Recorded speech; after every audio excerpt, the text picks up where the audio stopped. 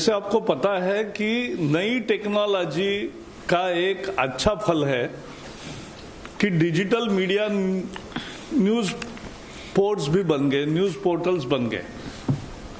वैसे ही OTT platform आ गया, लेकिन एक फर्क रहा कि जो आप लोग बैठे हैं प्रिंटिंग प्रेस से जो आते हैं, उनको प्रेस काउंसिल का कोड फॉलो करना पड़ता है। लेकिन ऐसा डिजिटल मीडिया पोर्टल को कोई बंधन नहीं है। यहां टीवी के लोग हैं, उनको केबल नेटवर्क एक्ट में जो प्रोग्राम, और इसलिए डिजिटल हो, प्रिंटिंग हो, टीवी हो, ओटीटी हो, कुछ नियमों का पालन करना पड़ेगा, कुछ प्रोसेस सेट करना पड़ेगा। और लोगों की मांग भी बहुत थी।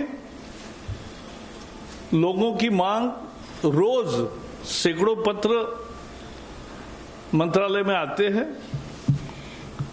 इस बार इस सेशन में ओटीटी प्लेटफॉर्म पर 50 प्रश्न पूछे गए, दोनों सदन में मिलकर 50 क्वेश्चंस। देश भर में इस विषय की कितनी चर्चा है, इसका ये उदाहरण है। और उसके बाद हमने ओटीटी प्लेटफॉर्म्स के साथ दिल्ली, चेन्नई और मुंबई में उन उद्योगों के सभी लोगों को बुला के विस्तृत चर्चा की। मैंने खुद दिल्ली में 2 मीटिंगें बुलाई, और पहले मीटिंग में मैंने ओटीटी प्लेटफॉर्म को कहा कि आप सेल्फ रेगुलेशन बनाओ जैसा टीवी वालों ने बनाया है, लेकिन नहीं हुआ दुर्भाग्य से। फिर मैंने एक बार फिर मीटिंग बुलाई और कहा कि 100 दिन में बनाओ, लेकिन वो भी नहीं बना। बाद में कुछ नोट बनी थी जिसमें कोई सेल्फ रेगुलेशन, बाहर कोई आदमी भी नहीं था।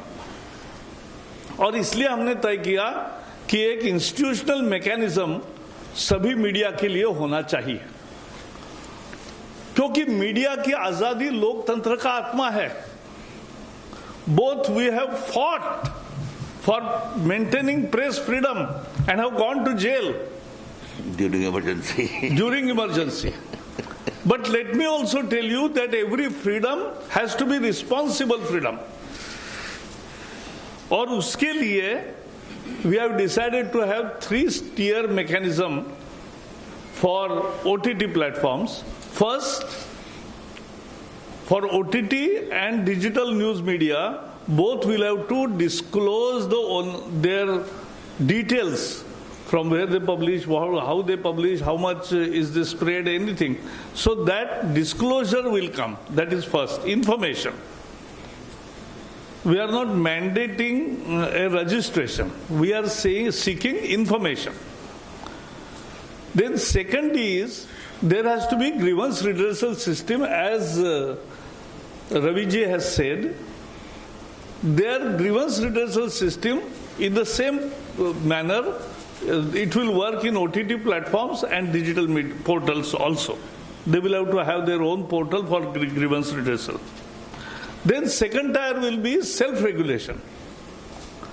On OTT platforms, they will have to have a self-regulation, a body headed by a retired Supreme Court or High Court judge, or otherwise very eminent person in this category. So this is what we are entailing. So there, any grievances, there has to be a place for making grievance. उसकी सुनवाई होनी चाहिए, और उसके सुनवाई पर कोई judgement आना चाहिए।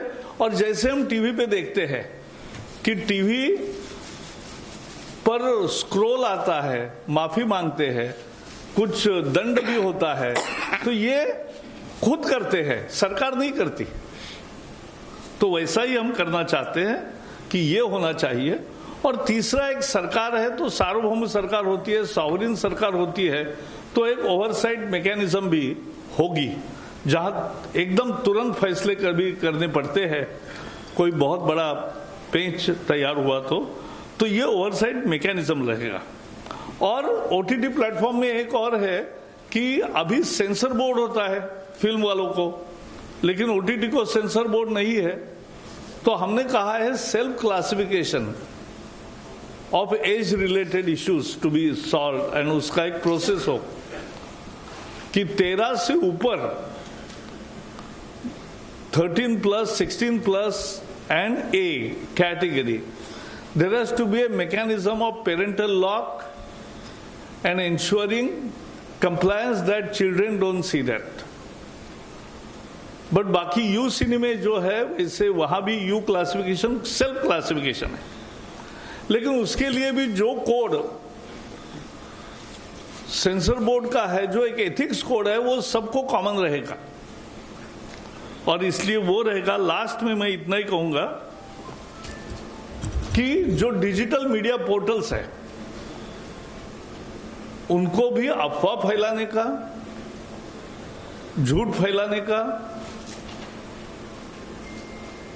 यह अधिकार नहीं है, किसी को भी नहीं है। As I said, media freedom is absolute but with responsible, reasonable restrictions, and that is the self-restrictions of responsible, that is called responsible freedom.